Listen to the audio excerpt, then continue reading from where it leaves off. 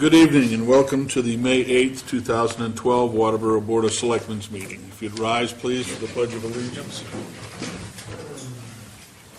I pledge allegiance to the flag of the United States of America and to the republic for which it stands, one nation, under God, indivisible, with liberty and justice for all.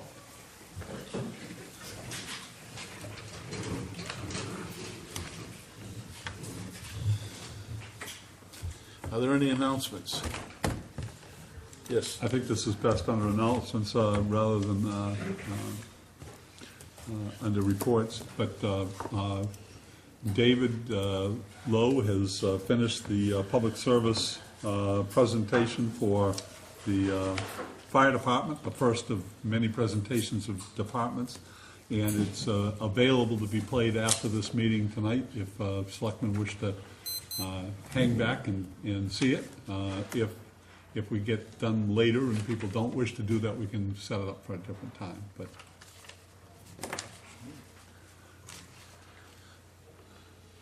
Any other member of the board have any announcement?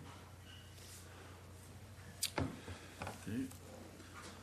Move on to hearing of delegation. Is there anyone present this evening who has any business before the board? Okay, seeing none, we'll move on. We have some correspondence this week. We have the Treasurer's Weekly Financial Report. We have Representative Libby's newsletter. And we have a letter from the Sanford Regional Communications Center in reference to the 2010 Census population figure and an invoice adjustment.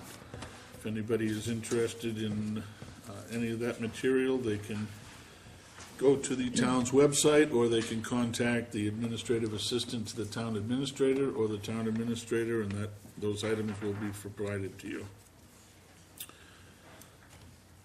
Reports, Selectmen's report. Do the Selectmen have anything this evening? Okay, seeing none, the town administrator. I just want to report that Representative Libby was in today, and he said that the open for business applications review will begin tomorrow. And I received a call from the member of the Charter Commission, and they would like to have the selectmen to meet with them at their meeting on May 21st. They have finalized, but would like to get input from the board prior to submitting to the attorney, and they're hoping to have a flyer for a town meeting and also have it posted on the website. Wright Pierce was scheduled for this week to start the topographic survey along the old Alfred Road, weather permitting. This is for the drainage project from the middle school to Friendship Park. I'm not sure if they'll do it this week or next week, but that is on the schedule, and they will be sending out their initial utility letters this week. And there also is a public hearing on May 22nd to be held during the Selectmen's meeting for public input. Could I piggyback something on Nancy's report? Yes. Talking about the old Alfred Road, one of the members of the road review committee was approached recently by a citizen who was had heard that there was some funding for the old Alfred Road and was under the assumption that we were putting in sidewalks, even though it was voted down at referendum. So I think it's important to clarify that even though we applied for the Safe Routes to School grant money, it was not to do sidewalks, it's to do the engineering because of the benefit we're going to get out of it pertaining to the drainage. Old Alfred Road has been a problem with drainage for years and years. We've had a lot of requests from residents. We did some work last year that seemed to address at least some of it. The engineering project is the way for the town to get some money to do a proper engineering study, technically for sidewalks, but really it's the drainage that we're looking at. Yeah, it's hidden in the sidewalk, but it's really, it's just for the drainage engineering plan.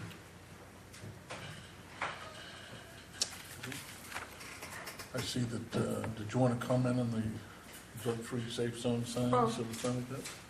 Mike wanted me, Parks and Rec Director wanted me to bring one of them over to show you what they will be looking like. Soon as he can, he'll be putting the signs up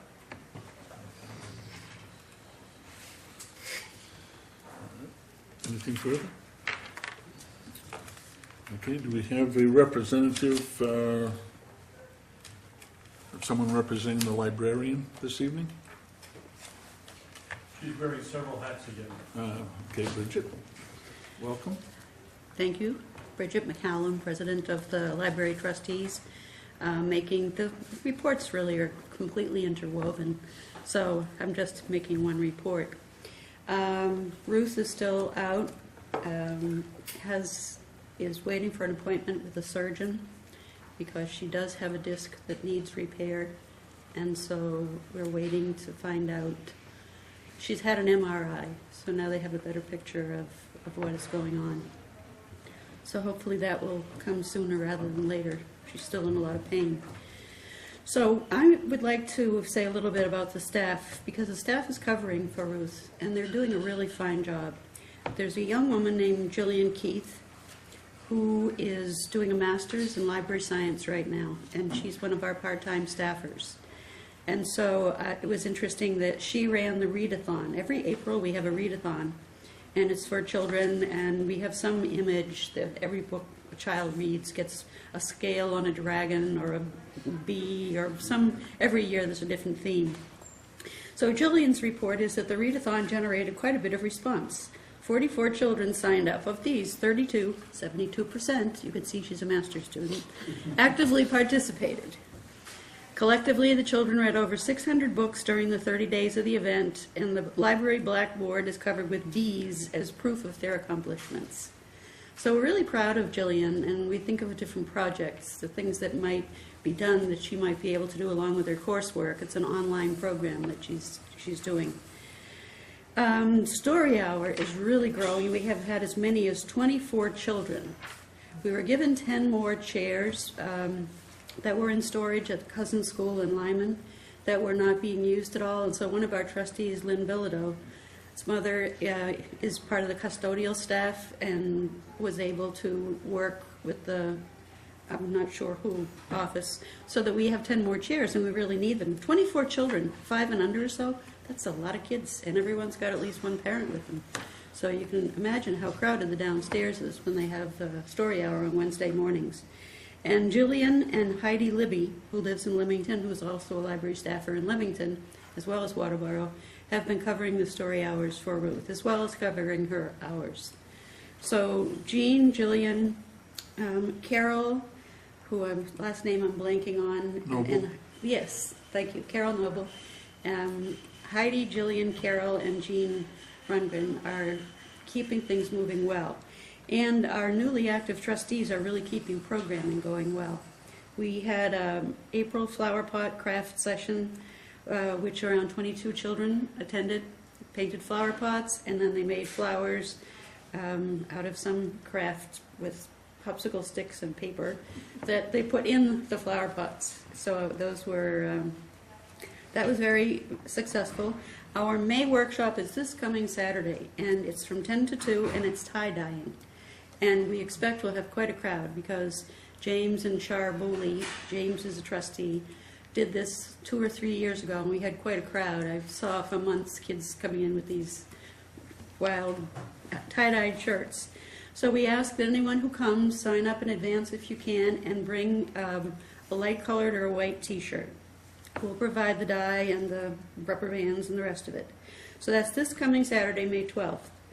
Our June workshop is making dream catchers, and Linda Stapleton will be facilitating that, and that's Saturday, June 16th from 10 to noon.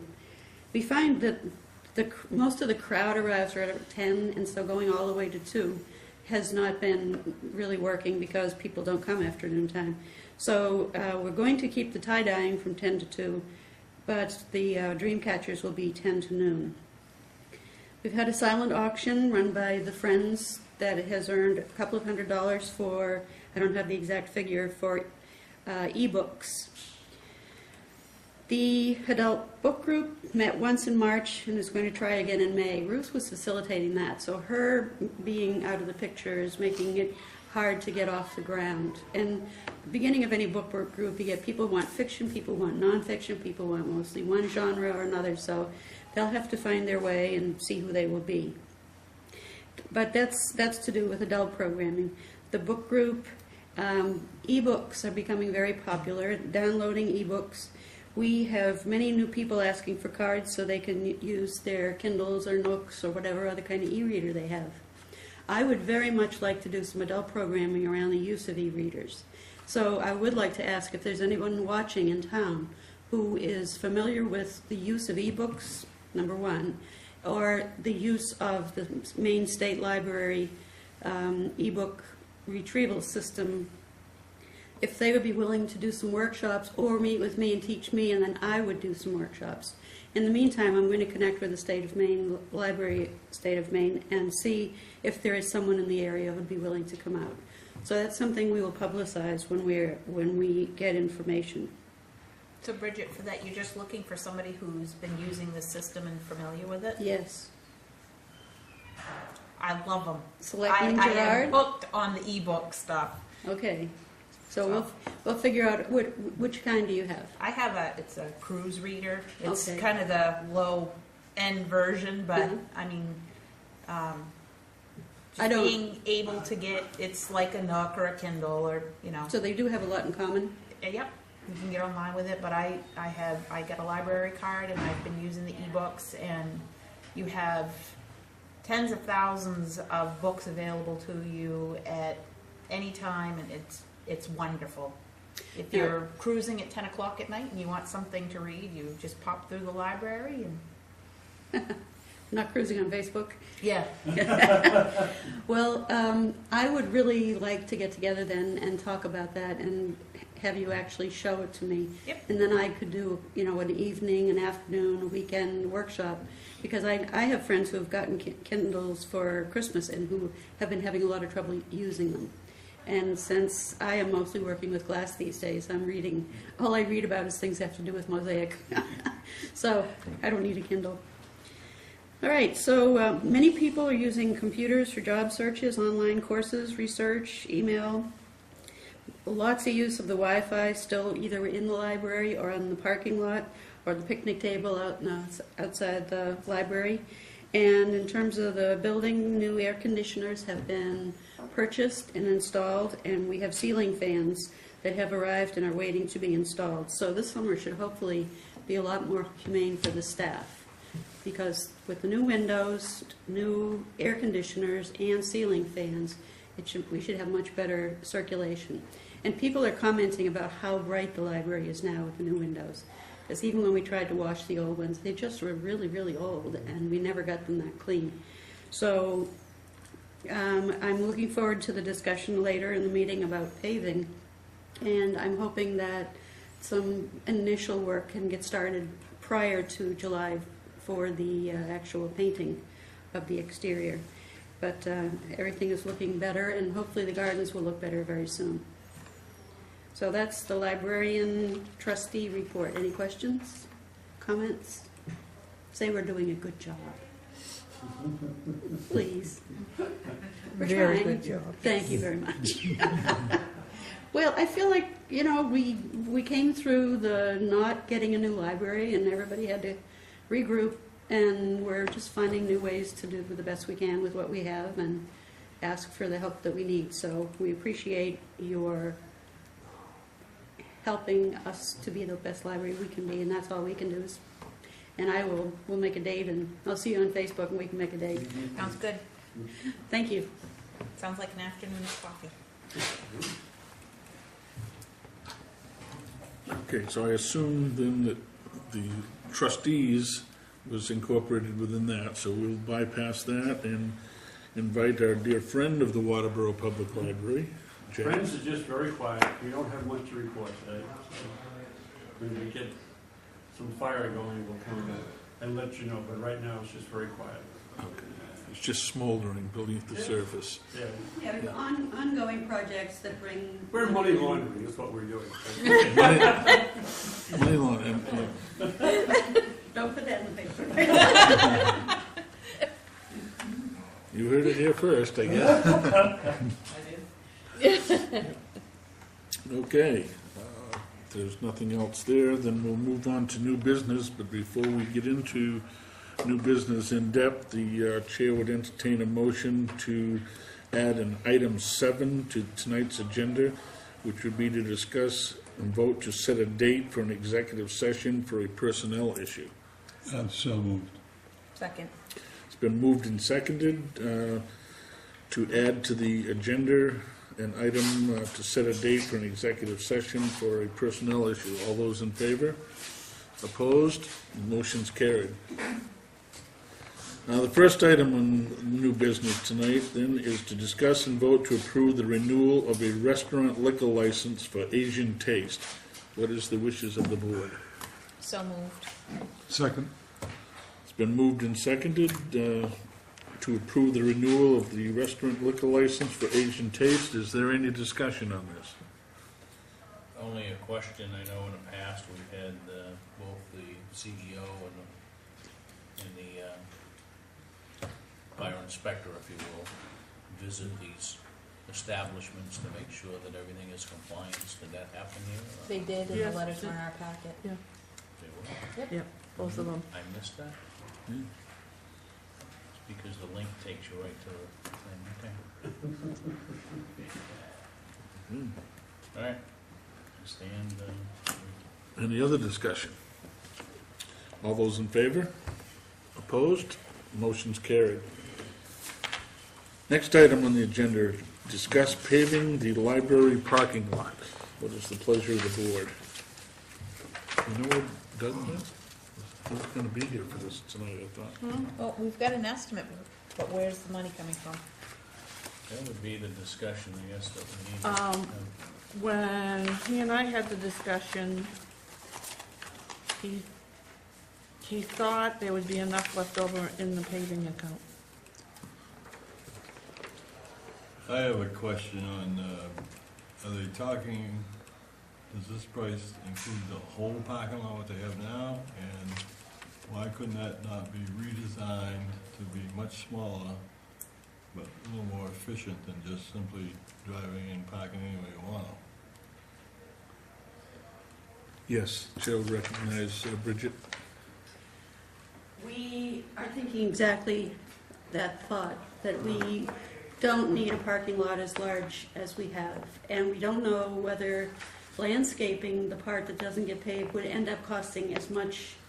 I mean, we can't just leave it dirt. So we would be interested in seeing a couple of different plans and then lines down, because it's always been chaos, Yeah. the way people park there. Sometimes you can't even get out, you have to go in and say, who's got which car, because they're blocking the whole thing. So we would be very much in favor of reducing it if in fact it made it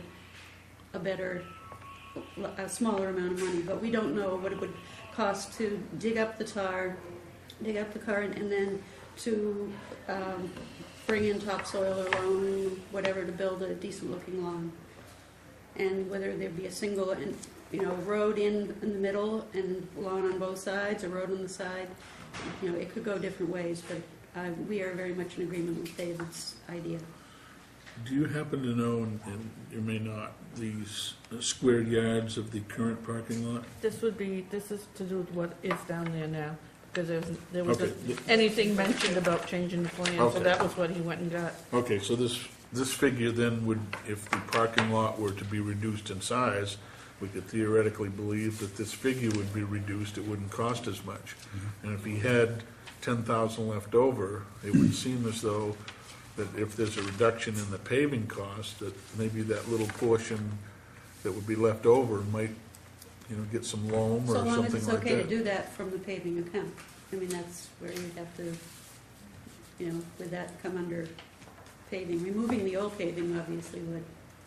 I'm not trying to create problems. Well, yeah, Just no, I saying, you're understand. talking about the Yeah. paving budget, and that's always been our question. Would that have to come out of our budget, or would it come out of a town paving account? And I'm glad to hear that there is one.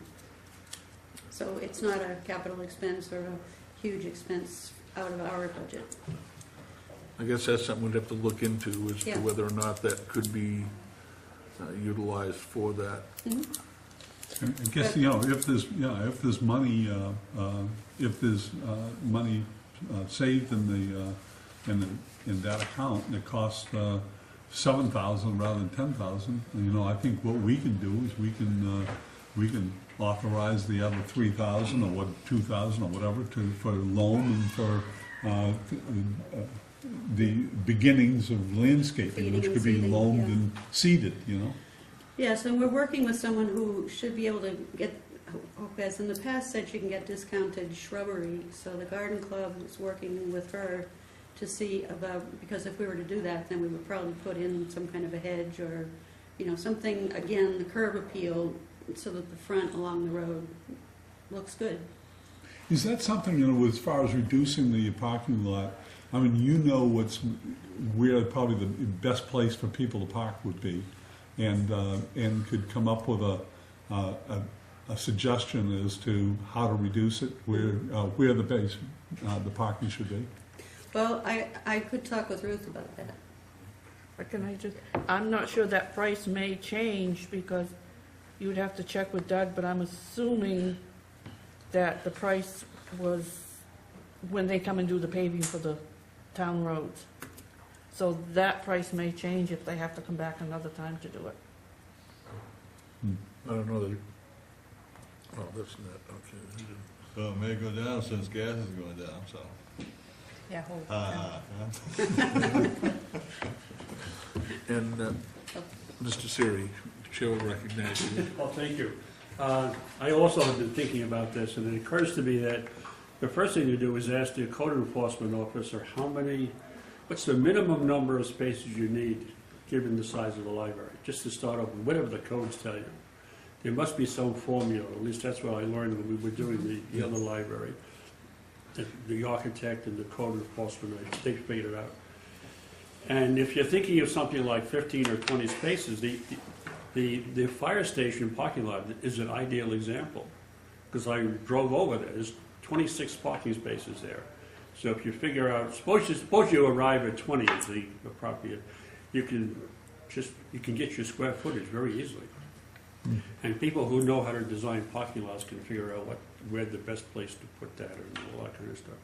I think it's really worth exploring, because it's a much smaller space that you have to pay. Maybe a town planner could take a look at it and make a recommendation. The reason it's as wide as it is there used to be school buses that went in there and turned. Yeah. Right. So, you know, and there Yeah. used to be actually the flagpole and stuff used to be in the middle of that thing, so, That's I right. mean, that's, They need to turn around. so. And if you had to, you Probably could can be probably realized. build the landscaping over 2 budget cycles if you had to. Anyway, I think it's really worth exploring. I think the smaller space makes a lot more sense. I would make a motion that we table this, send it to the road commissioner, town planner, and the CEO to determine how many parking spaces are necessary, come back with some potential designs, and then discuss it. If we can get this cost down, I'd rather see a lower amount and not pave something that we're gonna have to continue to maintain if it's not necessary. I don't know if the fire chief should be involved or not. Yeah. Like, Yeah, if you have to get apparatus or something in there. Yeah, they have to work all those details out. If you work with 20 spots, you're a lot better off than working with probably 40. Again, I think Tom Ursha could be of help here too. And I'm not suggesting we just do the minimum number that the code requires. We're gonna need probably more than that, but that'd be a good place to start. And it can't be very many, it's a very small building. Yeah, but I think it depends on the usage, and you're telling me that on a Wednesday morning, you have 24 parents that come in there roughly with the kids. You could conceivably say that that's 24 vehicles, unless, you know, there was some carpooling, and then you take into consideration your staff that you have on hand. So we're probably talking at least 28 to 30 vehicles at that point. I guess the question is whether somebody could go by on a several Wednesday mornings, the staff could come out and count cars, because I'm sure some of those parents have 2 or 3 kids. So I'm not Well, sure you can that could- assume you're gonna have 30, you can work. I was taking worst case scenario. So I would second Tammy Jo's motion for the purpose of discussion. Okay. Gordon, you've got a comment. Nice going, Dennis. Okay, we have a motion on the floor that's been seconded to table this pending a better plan presentation with the town planner, the CEO, and the road commissioner. I would suggest the librarian. And the Yeah. your motions for the librarian too? Okay. Is there any discussion on this? Go ahead. The chair will recognize Tammy. I just want to know what the estimate was for the 10,000. 10,000, yeah. And that was based on 1,332 square yards, including shim and overlay with an inch of asphalt. And when it all comes down, it may be that this is something that's gonna have to go out to bid for our purchase policy Yeah, because of the cost. yeah, because it's the cost of the whole project, not. We already have paving bids. Oh, so that's We just covered. went out Oh, and yeah, they that's right. just extended the price. Okay. They held the same price. Is there any other discussion? I would just say, remember the Wi-Fi too, because you have a half a dozen people in and out of there constantly using the Wi-Fi. Good point. Few more spaces there. You may be able to control that with some type of signage, like some areas could be longer-term parking and some could be, like 15 minutes, so there's more turnover for those people that are just gonna park and run in, drop off a book or something, and then come back out and leave, so. But I think I'd really think about it. If planning for the Wi-Fi people is gonna push this cost over what we can afford, I think they can come inside or go someplace else. I mean, I wouldn't want to see this not done for a very small group of people that are. No, but I think his point is that that's something that should be considered when Yes. you're It's part of the- dealing with the overall plan. Yeah, that is another aspect of the population that uses the library during open and closed hours. Yeah. During closed hours, I don't No think it's a problem. significant problem, yeah. But- Is there any further discussion? Other than just a point of order that once tabled motion is accepted or made, there is no more discussion. It's kind of like made the second late. So, Okay, yeah, point's well taken. The chair erred in that. We'll strike all that discussion from the record. Get those 5 minutes back. All those in favor? Yeah, move the start clock back. Opposed? Motion's carried to table. Okay. Discuss transfer station recycling committee meeting location. What is the pleasure of the board?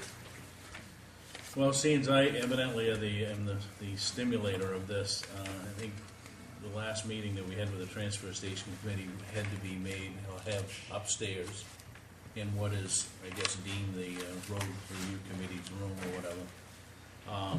Since we share that secretary, it only made sense that if she is facilitated to do her work up there, that the committee have their meetings there if at all possible. I don't think that the committee has anything that they're bringing with them other than the bodies that meet at that meeting. We don't have any files other than what Nancy would have anyway. So that was the suggestion of just schedule the meetings there. I mean, the room sits there probably 300 days a year, not being used, so. I know we had talked about making that the road commissioner's office. I don't know if Doug agreed that Well, we're gonna, if you had and a, it should, so that all the town records are on town premise.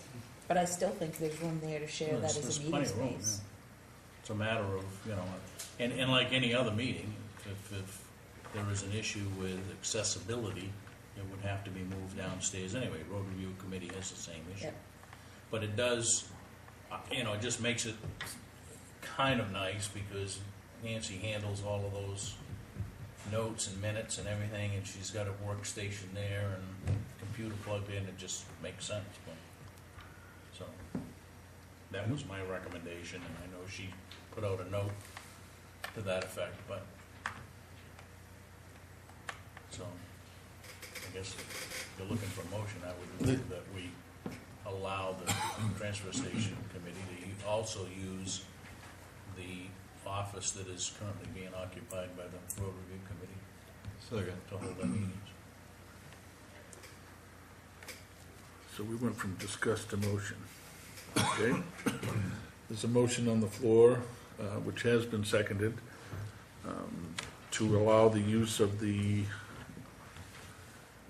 transfer station recycling committee to use the office space that is also occupied by the road review committee and the road commissioner. Is there any further discussion? I just have one question here. We seem to deal with meeting place issues quite a lot. Do we have a central calendar that somebody books a room at? Mhm. We do, Yeah, Christina, please. okay. Yeah, the issue that happened last month is the finance committee, because we're so late in getting information to them, they're trying to crunch through everything, and they called a special meeting. So they acquired that room earlier, right? And, you know, it's really not a big issue of, hey, at least there's a room there to meet. And maybe for further discussion, we need to reclaim that front room as well, because that can also be used as a meeting area where the planning board used to meet. I think that right now it's just being used for storage. So, The There- office across well. with the glass windows. No, The office in the upstairs. front of the building, upstairs. Oh, well. That used to be the planning board CEO's office, and the planning board meetings were held there for years and years. And right now, it's just full of storage and boxes and Secret Santa stuff. And I mean, if we're gonna use that building, we ought to use the entire building, not just, Yeah, we shouldn't use good office space just for a closet, a big glorified closet. But we also need to remember we're very short on storage space, and we do need space for storage. Because it's like all the town records that are trying to not put in the basement are going up there now, right, Nancy? I don't know, I haven't been in there in a few Yeah, we years. I can, don't know how Pete and I's packed it been is. talking, we're going over there where we have Iron Mountain to start going through some of that stuff and bring it over, so we even may if be you able had to. Even if you had to kind of, Pete, I'm sure, could quickly put something up to secure Mhm. the records from the area, the meeting area or whatever. Is there any further discussion? Okay, seeing none, all those in favor? Opposed? The motion's carried. Next item on the agenda, which the media apparently has been waiting with bated breath over there on, is to discuss improvements, or the lack thereof, I guess, at the intersection of Route 202 and Old Alfred Road as a Maine Department of Transportation's municipal request candidate project. What is the wishes of the board?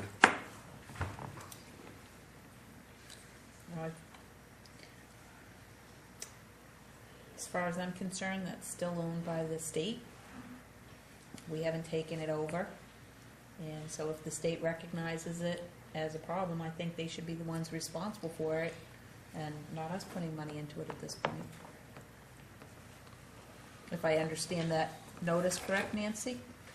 They're wanting us to, kind of like we did with the West Road, This is for the 2014 and 2015. and who knows what our money situation is gonna be like that year. Yeah, I'm really, I guess, at a point where this seems to be, we just keep kicking the can down the road with us taking back Old Alfred Road for maintenance. And, you know, there doesn't seem to be any traction whatsoever in any direction of whether or not the state is gonna do anything to improve that road or not before we take it over.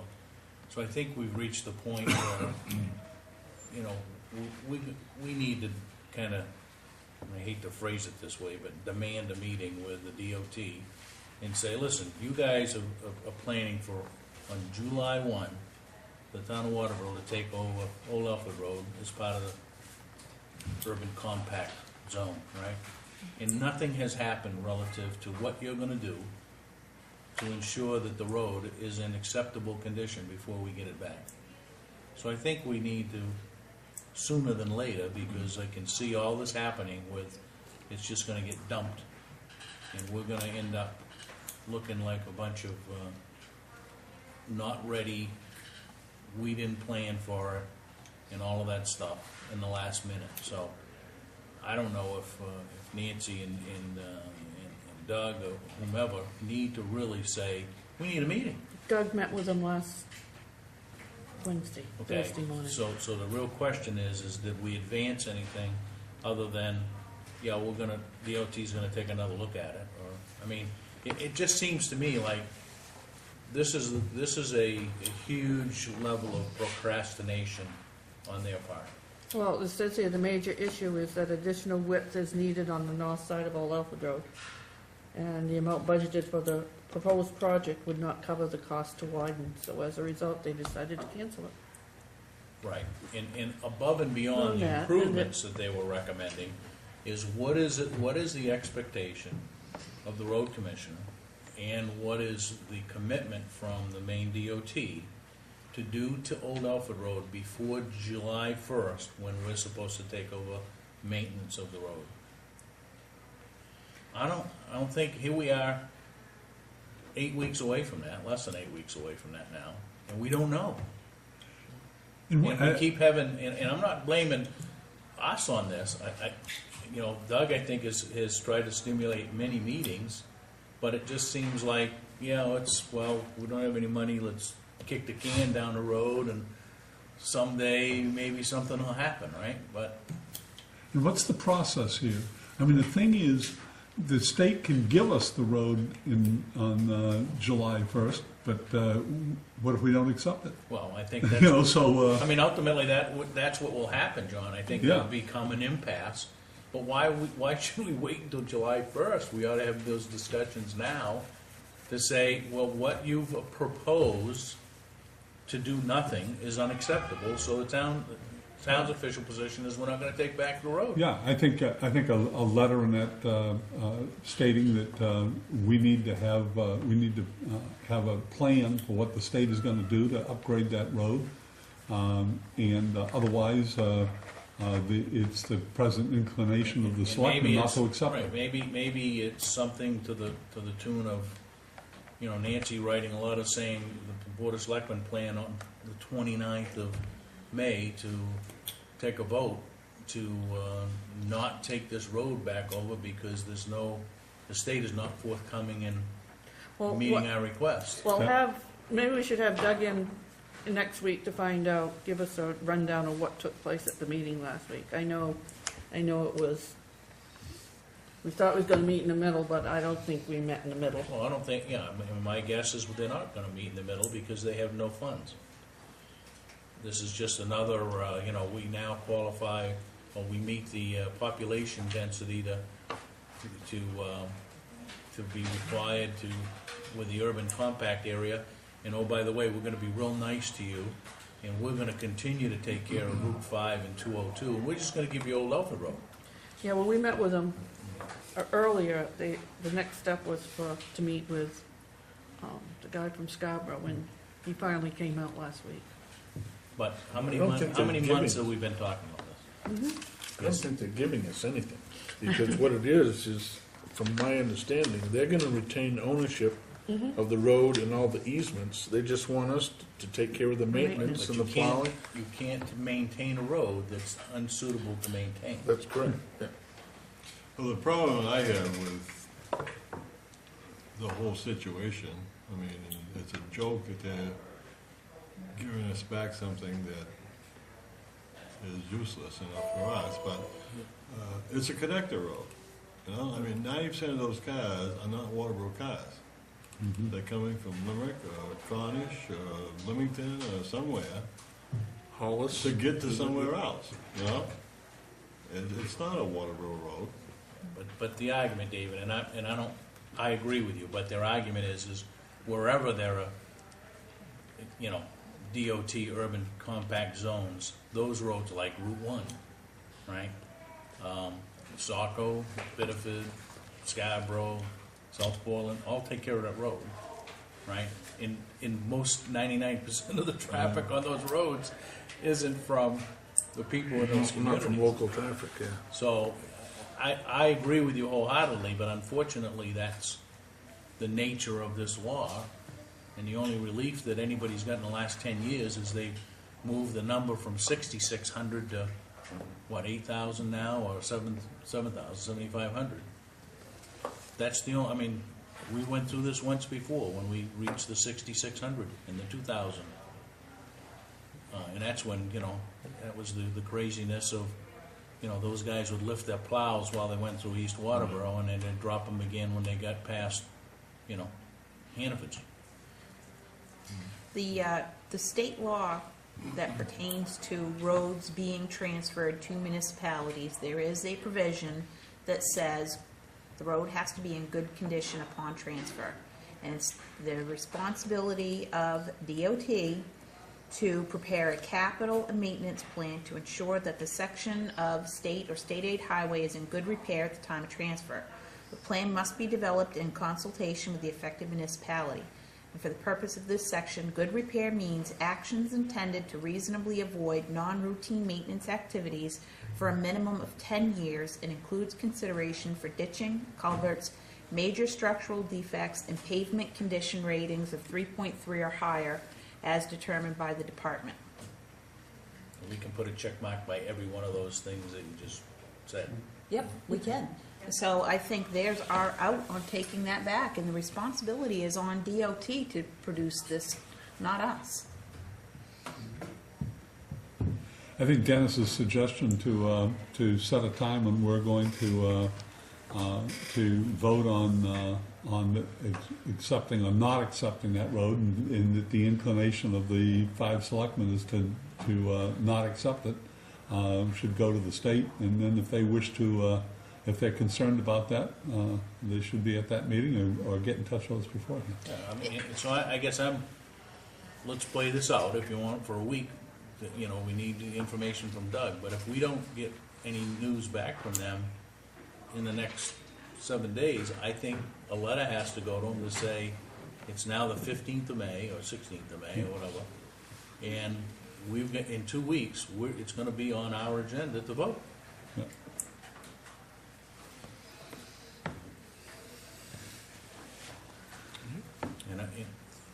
And relative to, I guess, the issue at hand is that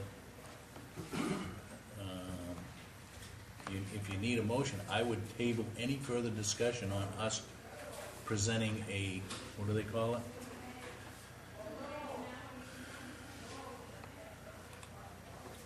A work plan transportation project request for 2014, 2015. I would move that we table that issue. Second. It's been moved and seconded to table the issue as outlined by Selectman Abbott. Just to try to paraphrase that one thing I don't think would quite work. And because it's a table, there will be no discussion, so all those in favor? Opposed? The motion's carried. Next item, do we have that available? Okay. Beep, beep. Next item on the agenda is to discuss and vote to install a barrier at the public beach to prevent motor vehicles from driving across the filtration system. I'm the one that had this put on the agenda, and to use Dennis's words, I guess I'm stimulating this one. Because it's my understanding that a significant amount of money in the form of a state grant was expended down there to preserve the integrity of the water of the lake, and We always need that moment of, Mike looks good with that thing on this. Yeah, you should have photoshopped that to put Mike's head on there. That's know, when he goes I up, should- puts the ropes out. I should have, and I didn't think of that. That's a good idea. I could have probably photoshopped the ladies too, but, anyway, what prompted this was, if you'd go to the next slide, please. This is what I viewed the other day when I went down by there, that somebody had driven down there obviously across the public beach area, to launch a boat, presumably, I would think, because somebody else was using the boat launch and they couldn't be bothered to wait. And then when they left, you can obviously see that, they had to spin out to do it. Now, if those tires cut down through, there's a mesh, from what I understand, that's under there. And if you break through that mesh, you've destroyed the integrity of that filtration system. So the next slide, please. Actually, the next one. Okay, that's just a, and that boat you see in the background was not the violator, by the way. They just happened to be out there that day. Next slide. Okay, this is a second location where you can see that they drove. This is a little bit further towards East Waterboro from the boat launch. And you can see that somebody just decided to spin through there again as well. The next slide will probably be some arrows. Yeah.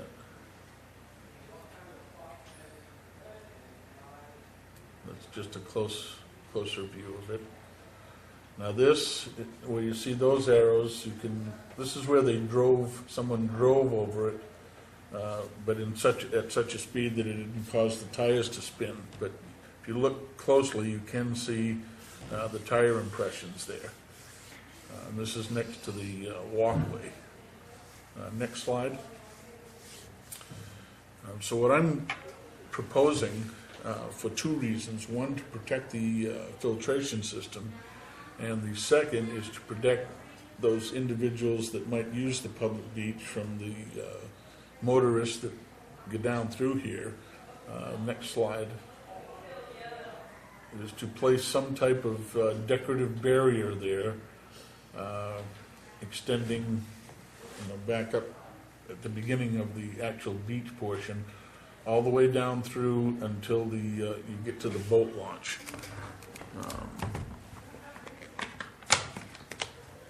How many feet is that? I didn't measure it off. This is your boat launch right here. This is a walkway down to the beach. I don't know the distance. I didn't measure that off. Now I don't know what type of decorative thing that would both be protection, for people there, or what the cost is. I didn't get into any of that at all. Just that I think something should be done to protect our investment and to protect the people using that beach. And right now, it would seem that just nobody has any regard whatsoever for that, as evidenced by the vehicular traffic that's going across there now.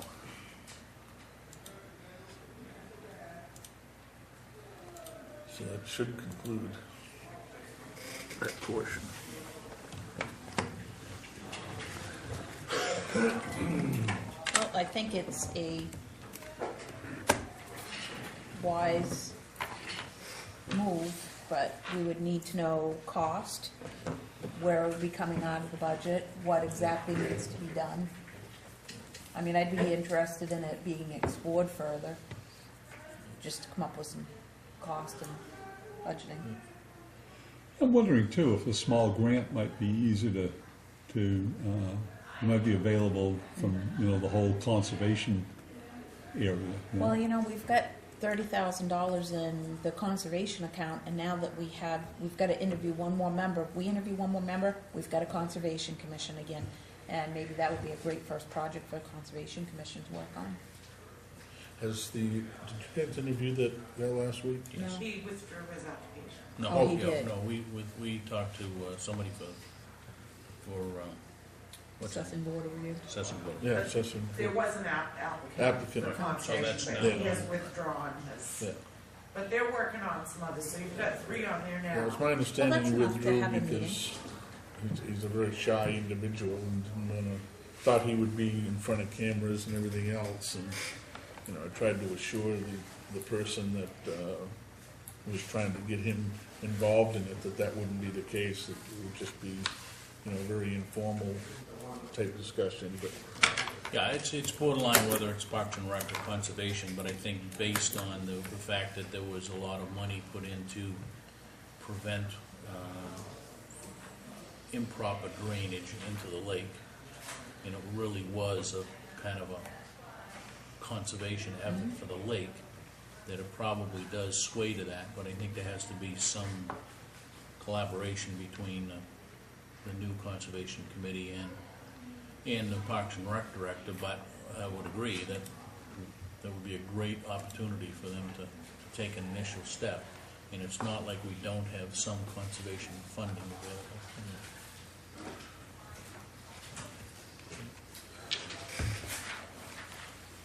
so do we need to have a motion on this in order to formalize it?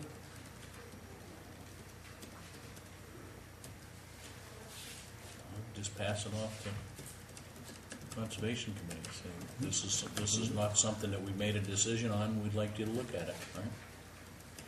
Yeah, I'd like to see if there's any state of federal money that might be available for this purpose, just for saving lakefront.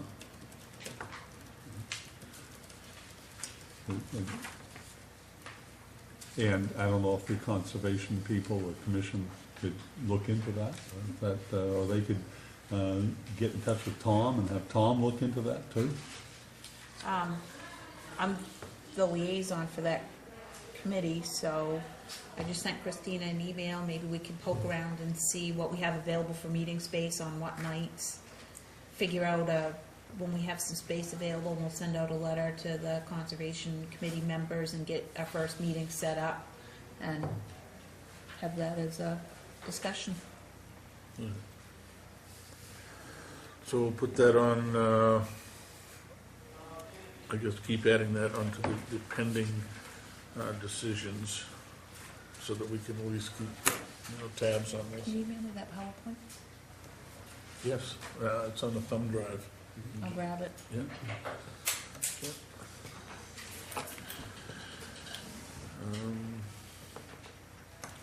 Okay, the next item on the agenda is to discuss and vote on the D&E rubbish removal contract extension. What is the pleasure of the board? Well, let me, Clint and Town Administrator Nancy and myself met with D&E, or Dean, from D&E, last Wednesday. At Dean's request, there's a provision in his current contract to extend the contract for an additional 2 years with a 10% price increase. And there'll be one price increase for those 2 additional years, so it's not like it's gonna, Be 10% for 1 year and 10% from the other. It's 10%. it's 10%. And he's done it for 3 years for a fixed price, it's going up 10%, and he does it for the balance of the 2 years. So we took the, I say we kind of all marked it up, but Clint, or I should say Joanne, has updated the contract. What is in your packet has been revised only in the sense that we've added a table to page 4 that shows what's being hauled to what location and what the new price will be. The words on page 3 kind of say the same thing, so you could kind of like put it into the,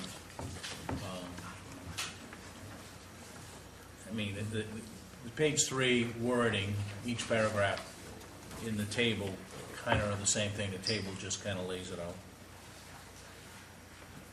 And the real addition is the silver bullets, pulling them from here the Lions and the middle school and dumping them at the transfer station in lieu of hauling them to Eco Maine. His current contract requires that he hauls them to Eco Maine.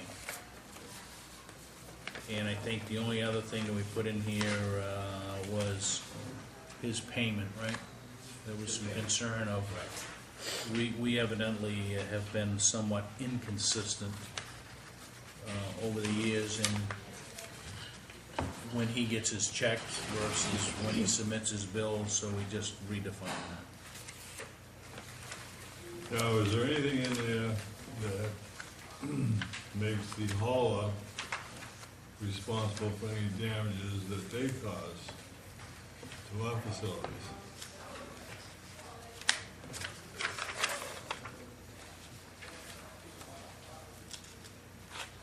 I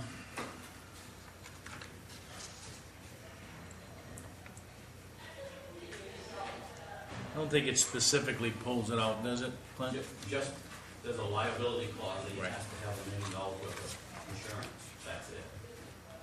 So this seems to be an issue off and on again that is very vague, and I guess I'd like to see it tied down a little bit. When something happens down there, it's never anybody's fault. And yet the town ends up paying for repairs. Maybe that's just a part of doing business, I don't know. The contractor agrees to maintain throughout the term of the contract general liability insurance in the amount of $1 million, etc. So I guess what we need to do is if there's damage done, we need to call him on it, and so that his liability insurance possibly kicks in if it needs repair.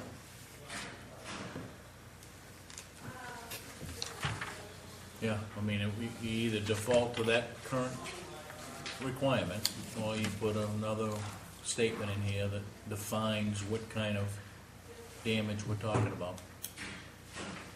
So we've had a contract with him for 3 years now, Yeah, it'll expire this July 1. June 30th, July. Why wouldn't we be going out to bid? Other than that, we had a provision in here to extend it for 2 years, Yep. Mm-hmm. okay?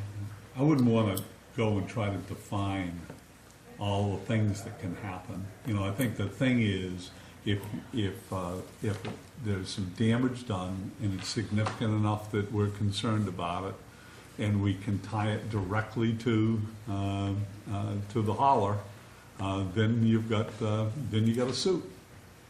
And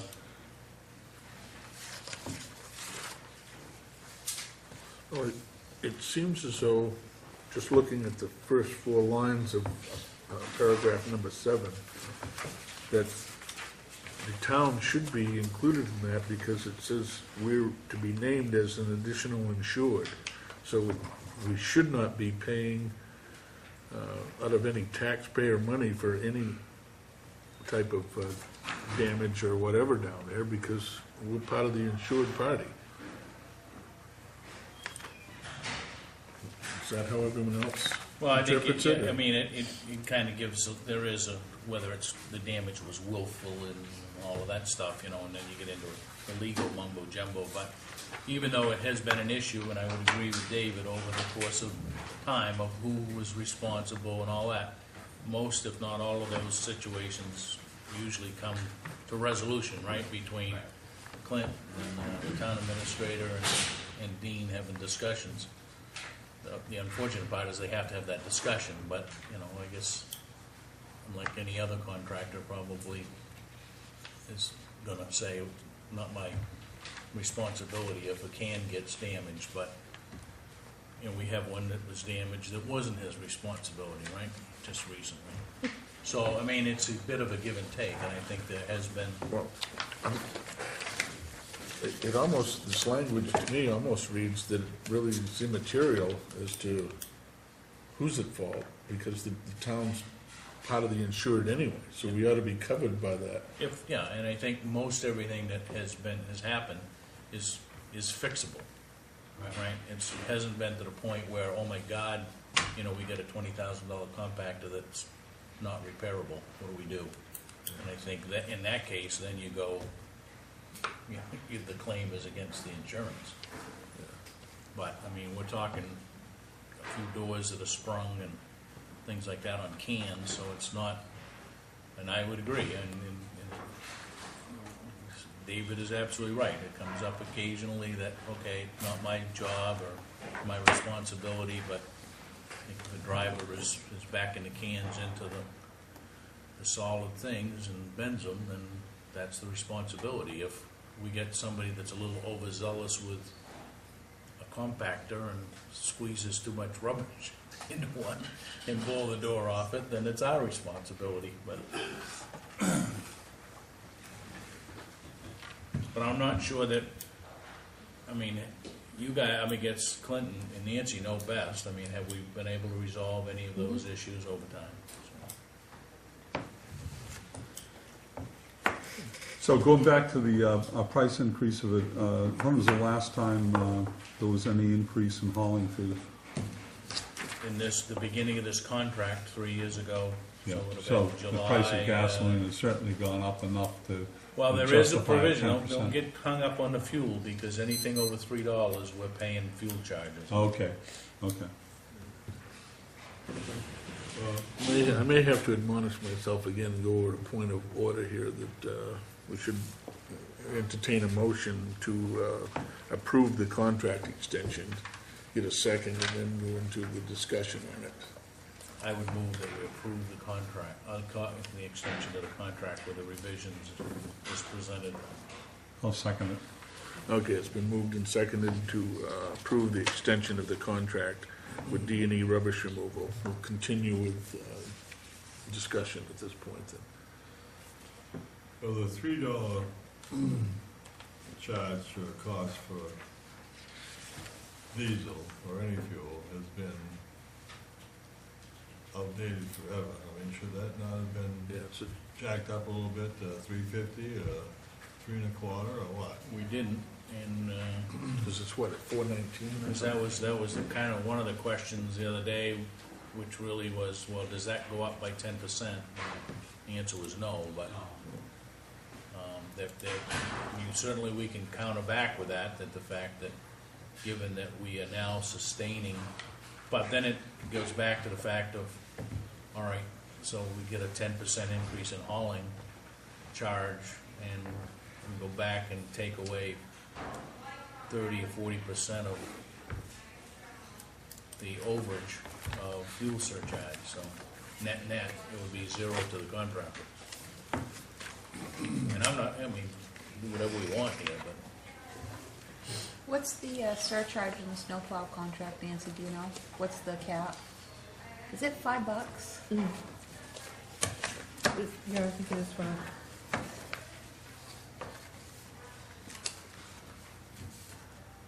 So if that's our cap with another contract, then shouldn't we be consistent? Yeah, I have to double check to see what it is, but I think it is fine. That would have to be something for discussion on another contract, because when he bid on this contract, he bid on it with those figures. Right. So if we'd have changed the figures now from 3 to 5 in midstream, I don't think that's what he negotiated. no, and I See, think the road commissioner, not the road commissioner, but whoever bid for the plowing contract bid it with the understanding that the cap was $5. Yep. Yeah. And Dean bid it with the understanding that it was 3. And I don't think we can arbitrarily go from 3 to 5, without, just because we say we want to be consistent. I agree that we should have some consistency, but we have to have some fairness too. Well, there's nothing that says we can't go out to bid again on this. No, there isn't. No, can absolutely do that. Yeah, we can vote this down and go up to bid and change the bid specs. I mean, we'd have to hustle to get it done because we're looking at 7 weeks before this expires. How long would it take, Nancy, to go out to bid? Would we have time? We would need about 3 weeks, 4 weeks. So we've By got the time you time get if the bid that's- out, you get it back. Do we run the risk of having a substantial increase by not running the That's the extensions? Yeah. thing that you roll the That's dice. the roll of the dice, yeah. We could end up paying more in the long run.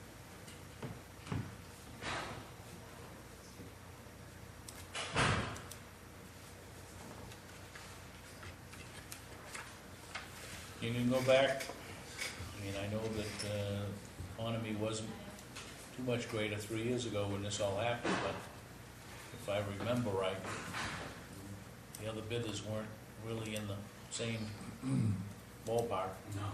You know, I'm not sure what you open yourself up to, but, I mean, we could certainly go back and wait a week before we vote on this, if that makes everybody feel better, and go back and look at what was.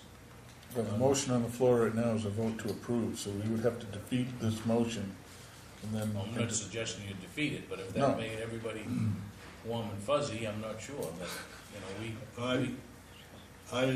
I'm comfortable with this new proposal. I mean, I think it's reasonable. I don't think Timothy is exceptionally high. I think another time around, perhaps tweak it a little bit, but I think it's a solid proposal. Well, the next time around, it would have to go up to bid. That's right. Okay. We took that out. and I think the next time around, you look at us potentially facilitating to do it ourselves. Snowplow contract is $5.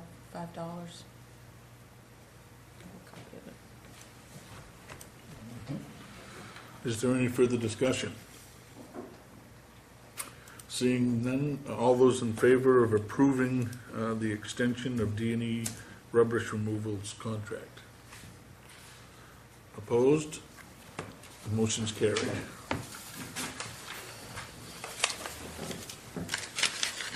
Old business, discuss and vote to amend the bylaws of the Board of Selectmen relative to the agenda format. What is the pleasure of the board? You have a new business. You have Oh, another yes. new one. Yeah, there's another. Thank you Item very 8. much. I have it written on this sheet, but I don't have it on my computer. My apologies once again. Back to new business, item 7. We'll get you one of those dry erases, Yeah, markers you can write on it. well, I can, actually. Not that one. Discuss and vote to set a date for an executive session for a personnel issue. What is the pleasure of the board? Make a motion that we set that for May 22nd at 5 PM. Second. Been moved and seconded to establish a date of May 22nd at 5 PM for an executive session to deal with a personnel issue. Is there any discussion on that date? Okay, seeing none, all those in favor?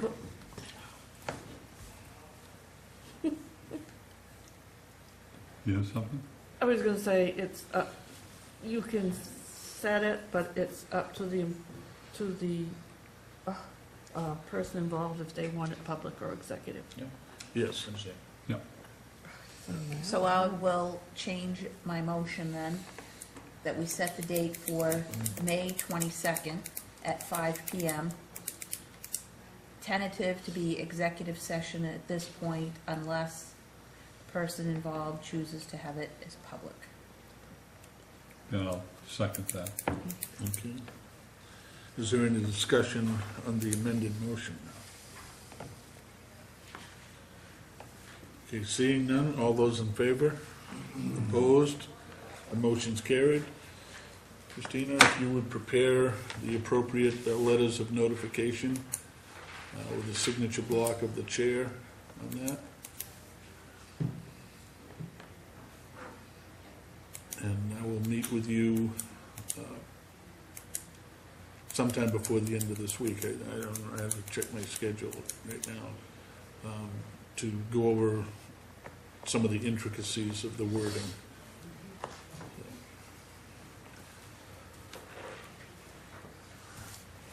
Now we'll move on to old business. Discuss and vote to amend the bylaws of the Board of Selectmen relative to the agenda format. What is the pleasure of the board?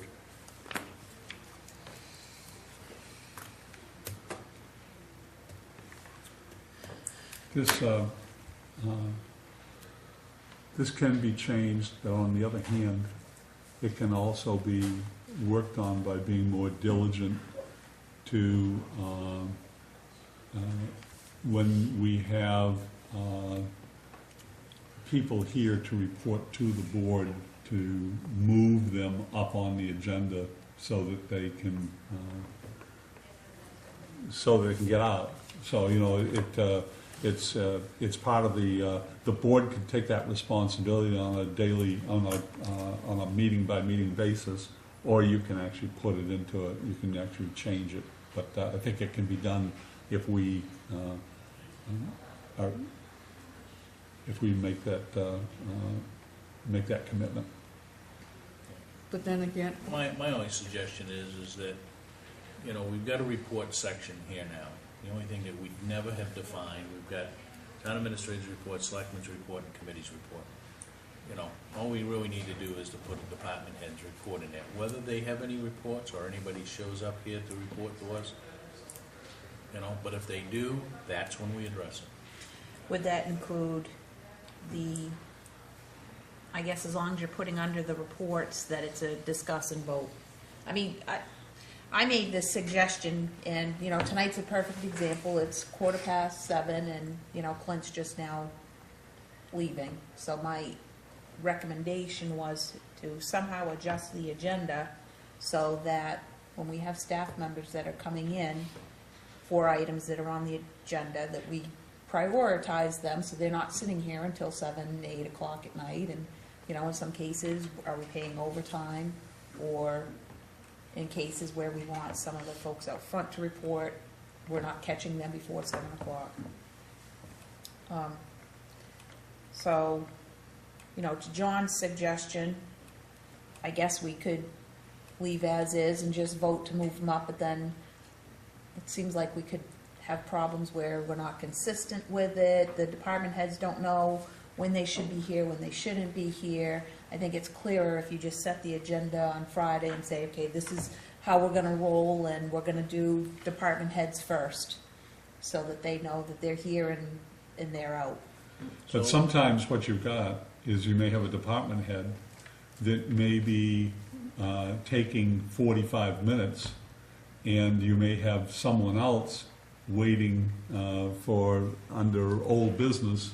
And so that department head, you know, it's not going to be a 5-minute piece, it's going to be a 45-minute piece, and you say, and now you're going to put that person up front, and then a person further on down the agenda has to wait for it to go through that. Well, then the flip side of that, John, is you've got a department head that's sitting here whose agenda item is under old business, and what he or she needs to talk about is only gonna take 5 minutes, and they're waiting an hour because of everything that's gotta come before them. In that I'm thinking that the chair and the board can deal with a meeting-by-meeting basis and be responsive to that.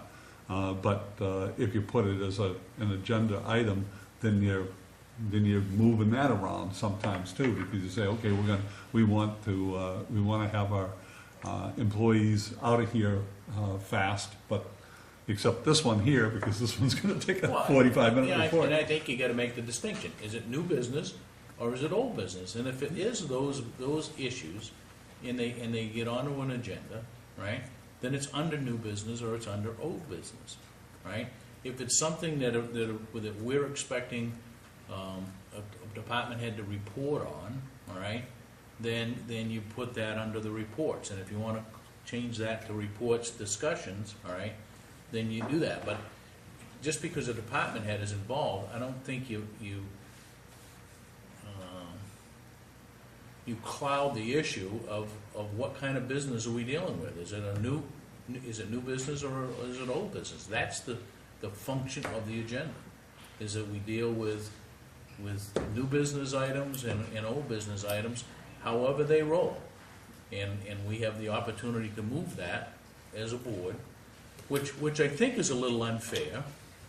If Joe, citizen, Jane citizen says, I'm gonna go in and I'm gonna listen to this old business thing, and I know that that's gonna be 6:30, 6:45, 7 o'clock.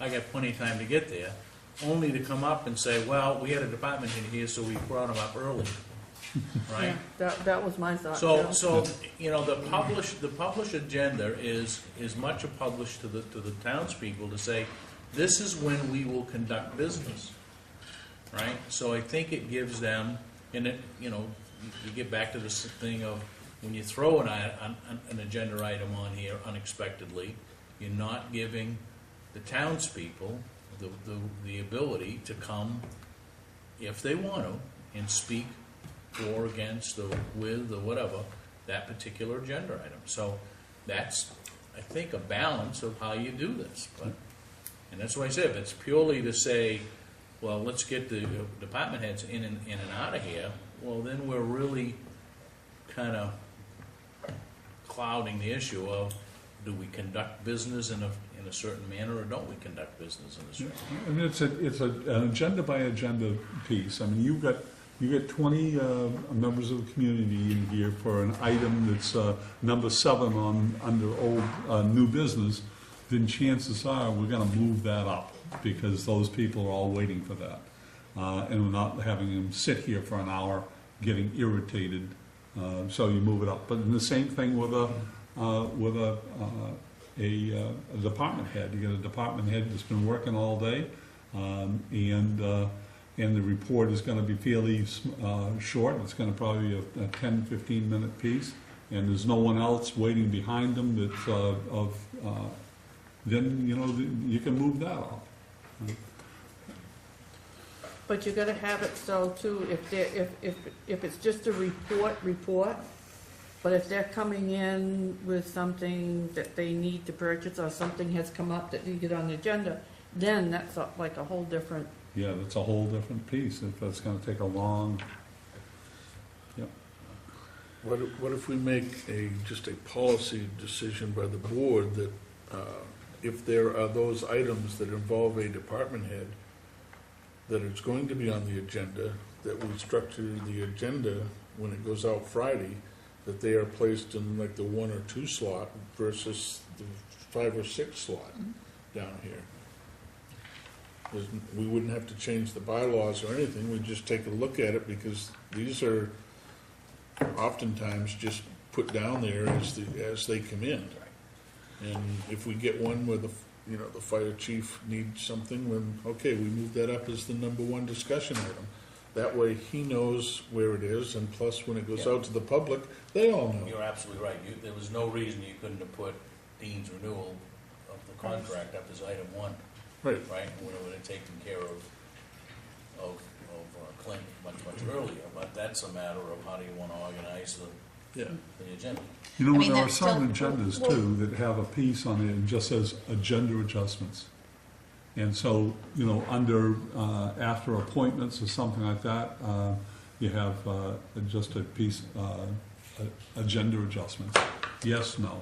And anybody can make a motion at that time to make a change. I guess myself, John, I wouldn't be in favor of us as a matter of routine, coming in on Tuesday night and adjusting the agenda. I don't think that, you know, kind of to what Nancy and Dennis said, I don't think that's fair to the public who gets an agenda on Friday and plans accordingly on if they want to come to a meeting or not. And therefore you don't adjust it very often, do you? So it's there to do that, but you don't use it very often because you want to respect the agenda as published. On the other hand, we do make some changes occasionally to accommodate people that are here.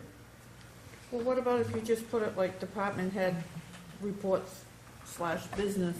Well, And like for tonight, you could have put the transfer station, then you could have moved up the number 3, the transfer station meeting location, and the contract extension underneath that. If you're gonna do that, and I don't have a problem with But doing then that, if they don't have anything, then it just follows the regular. You have to, if you're gonna pull something that we're like that renewal of the contract, then it has to be denoted in that portion of the agenda. So Correct. if you said, okay, department reports, transfer station, and a sub thing that said renewal of D&E contract, then everybody that sees that on a Friday Right. afternoon or over the weekend says, hey, they're gonna be fairly early in the agenda voting on that issue. That's right, that's what I'm thinking of, but if it's just a department head coming in to report on something, then you wouldn't have to adjust anything, if there's nothing on the agenda Right, to I bring mean, up. and to me, if you just, it's rather than call it reports, right? Reports / discussion or whatever, you can, if you add an line item 4, because some weeks we don't have committee reports, Mhm. some weeks we do. So put the 4 there that says department. They can come in and do a report, or if they've got some business to conduct, we have to identify what the business that they're looking for. But that's a matter of putting the agenda together. And if they're not gonna be present for then it just stays as new business or old business or whatever. And that was what my original suggestion was having another topic on the agenda that fell to the top of the agenda that was either called staff initiatives or staff business, and we would have our discussion and vote. You know, if Clint's coming in to talk about ABC, we have that agenda heading, and it would fall under that, and we do all of it right then and there, whether it was old business or new business. Yeah, I mean, you don't want to make, I mean, your department heads or staff, they should not be coming in here at a whim because they've come up with something they want to drop on the board. They need to go through the process of getting on the agenda. They need to go through Nancy and the chair in order to get on the agenda. Oh, and I'm not suggesting, John, that we change that process and just let them come in willy-nilly. It would still be the same process of they have to get an appointment to be on the agenda. What I'm saying is, instead of having our staff members sit in here for hours on end for some of our meetings, have something at the top of the agenda where we will allow the department heads or staff members that are on the agenda for a legitimate item, come before us, make their presentation, we discuss it, we vote on it, they can go home, see you later. Or if there is something on the agenda, you know, like I said, for Clint, he could put transfer station manager, and then we could have moved up the D&E, so he could have been there. Yeah, I think it's great to be able to move those things around, and I think that you have something on the agenda that allows you to move things. But sometimes you say, okay, you got Clint sitting there, and you don't want him waiting for an hour, but then you get 15 people here on another item. Do you want to jump him ahead of the 15 people? So I think it's an agenda by agenda basis that you have the opportunity to make changes, but that's up to the board and the chair to recommend those changes and be responsive. You know, I be think we have that- responsive to people sitting there waiting. We have that option now without putting a category on the agenda. I mean, if somebody wants to adjust it, they just make a motion Right, to but- move it up. But again, that's, But that that's, is, the public that's, isn't gonna that's notify it. not necessarily fair to the public, okay? Right, and we Because if someone do is it planning, sparingly. if somebody was planning to be here and they knew that they could get here late, you know, we kind of already beat that one to death. But I think all you need to do is to broaden the report / actions. I mean, let's face it, I mean, we've had a couple of selectmen's reports and we've taken action and voted during those reports. So we didn't, you know, didn't really tell anybody in the agenda world that we were gonna do that. It was brought up and we took a vote on it. So maybe it just changed reports to report / actions or whatever, and the town administrator, the committees, department heads, and the board of selectmen report out. And if there is a specific item, you just put that under and that's the discretion of the chairman on Friday to say, I'm gonna put that under the department head as a discuss and vote, because it's old business or new business or whatever the case may be. I think we all want to do the same thing. you know, and it's just, it's a little bit how you do it. I mean, under the reports, you can put a 6 other, you know. I just think you have to be cautious of how much moving around the agenda that you do, because we publish the agendas and we publish them for a reason, so that the general public can have some expectation of how the meeting is gonna run. I have a motion. I would motion that we change our bylaws so that reports becomes reports and staff initiatives. And under there, we put, if we have an employee of the town that's coming in after having been approved and on the agenda, it falls under reports and staff initiatives, and we deal with any discuss and vote under that section. Staff initiatives. I'd second it. It's been moved and seconded to change reports to reports and staff initiatives, and list that as an agenda item when it involves a department head or employee of the town. Have I encapsulated that correctly? Is there any And we would discussion? do any discuss and vote under that section of the agenda.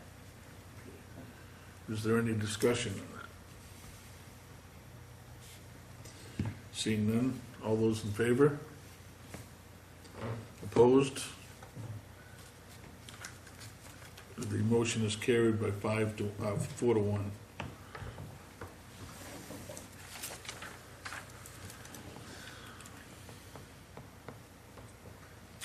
The chair would entertain a motion to accept the warrants for bills and payroll. So moved. Second. It's been moved and seconded to accept the warrants for bills and payroll. All those in favor? Opposed? The motion is carried. Chair will entertain a motion to accept the minutes of April 24th, 2012 regular meeting. All those in favor? Let's see, that was- Do you have a motion? I need a motion, yeah. So moved. Second. Been moved and seconded to accept the minutes of 4/24, 2012. All those in favor? Opposed? Abstain. 4 with 1 abstention. Chair will entertain a motion to accept the minutes of May 1st, 2012 regular meeting. So moved. Second. Discussion.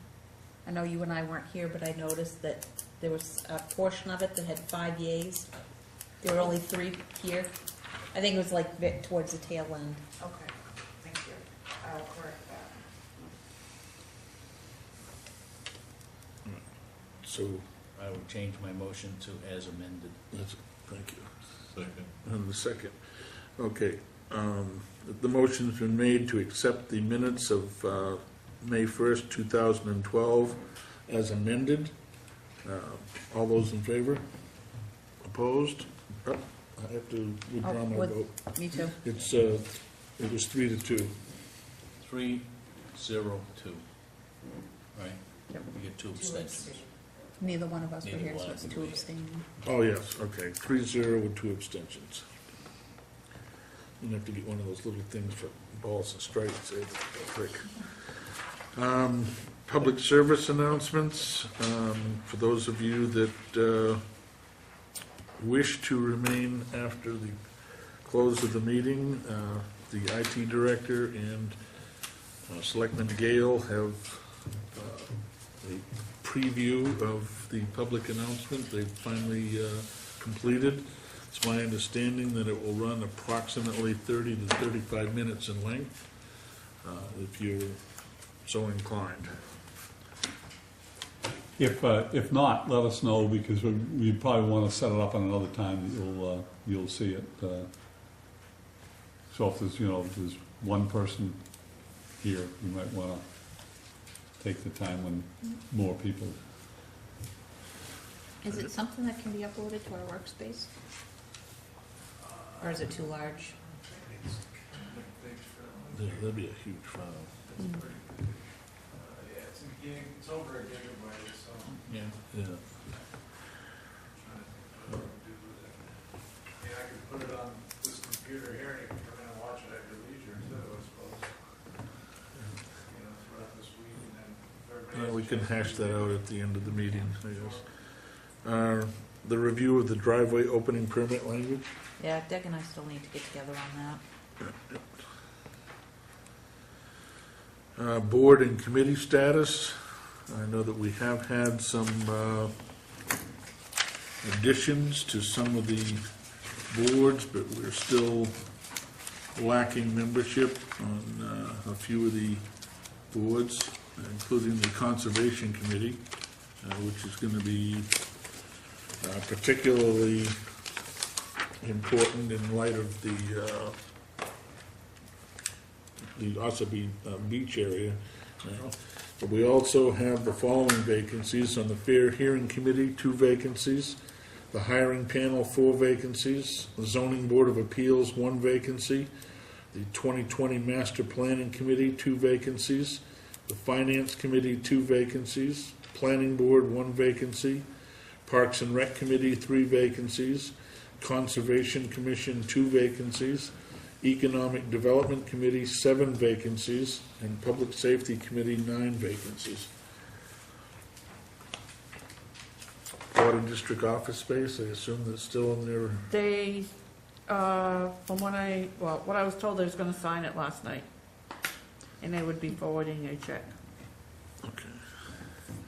So we'll leave that on there for 1 more week until the Internet and Electronic Mail policy revisions. Nancy's waiting on my input. Okay. The week's action list. Other than what we've already mentioned to Christina, is there anything else? We had an audit done of GA, so it'd be nice to have a report back on that. Is that independent of your Yeah. request for? Okay. And then I had asked for an executive session with general assistance as a review on housing, like we had gotten from her last year. She came in and gave us a list of some clients and where they were, and there were some changes that were gonna be made to the follow-ups with those. So I'd like to have her back and just let us know if there's been any changes. Just for a point of clarification, if we're not mentioning anyone's name or location, what is the purpose of the executive session? It's how we've done before, has been an executive session, so that we Okay. could freely discuss, Okay. I'm yeah. just wondering. So we're gonna remove the state audit from the executive session portion and have that as a separate agenda item? Is that what you're? Would that be proper, Nancy? Yeah, the last one was done in executive session. The audit? Oh, no, the audit wouldn't, No. No, it's public record, right? yeah, it's public record. Okay. You did get the letter, and I made copies. I think you might have. Yeah, it doesn't say very much. No, Probably the extent of it though, right? We talked yeah, about that that was last it, night. yeah. All right, so we'll I'm sure you're we'll gonna move get the audit into. Well, I guess there were some recommendations and stuff made, so it'd be nice to hear what those are, rather than, We'll move the audit into the public arena of an agenda item. And the executive session will focus on just general assistance So that'll be next week. for next How week's. long do you want for the executive session? probably a half hour, more than, Yeah, half hour. Do we have appropriate coverage? I know there was an issue out here that got a couple of people out. Anybody out next week that would, I would have to look at the Limit calendar, her but I don't think there availability. is. I don't think there is. well, if it is an issue, we can just put it We off should for know Monday. by Friday whether or not it's an issue, right? Okay, if it's an issue, then we'll drop that executive session request from the agenda. If it's not an issue, put it on. And if we could get, well, Nancy will know what she gave us last time. So Well, it'd we'll be the put same her at thing. the top of the agenda next week, right? there you go. We'll put her into report discussion, too. Well, actually, she would be at the top of an executive session. Yeah. It's the first thing we deal with. And then the audit report would fall under reports and stuff. Yeah. The reminders, Wednesday, May 9th at 6 PM, the Road Review Committee will meet in the Old Town Hall. On Thursday, May 10th at 11:30 AM, the senior luncheon will take place at the Snowmobile Club on the Old Alfred Road. On Thursday, May 10th at 6:30 PM, the Old Home Days Committee will meet at the Old Town Hall. On Thursday, May 10th at 7 PM, the Finance Committee will meet at the Old Town Hall. On Saturday, May 12th at 8:30 AM, the cribbage tournament will take place at the Old Town Hall. On Tuesday, May 15th at 6 PM, the Selectmen's meeting will take place at the Town Hall with reports from the contract deputy, the fire department, and EMA. On Wednesday, May 16th at 6 PM, the 2020 Committee Master Planning Committee will meet with the selectmen attending at Central Station. On Wednesday, May 16th at 7 PM, the Planning Board will meet at the Town Hall. On Monday, May 21st at 6:30 PM, the 12 Town Group will meet at the Town Hall. On Monday, May 21st at 7 PM, the Charter Review Commission will meet at the Old Town Hall. That's the one that we've That's the been date. invited to. Selectmen have been The invited. selectmen have been invited to that. On Tuesday, May 22nd at 6 PM, the selectmen's meeting will take place at the Town Hall with reports from the Finance Committee and Treasurer.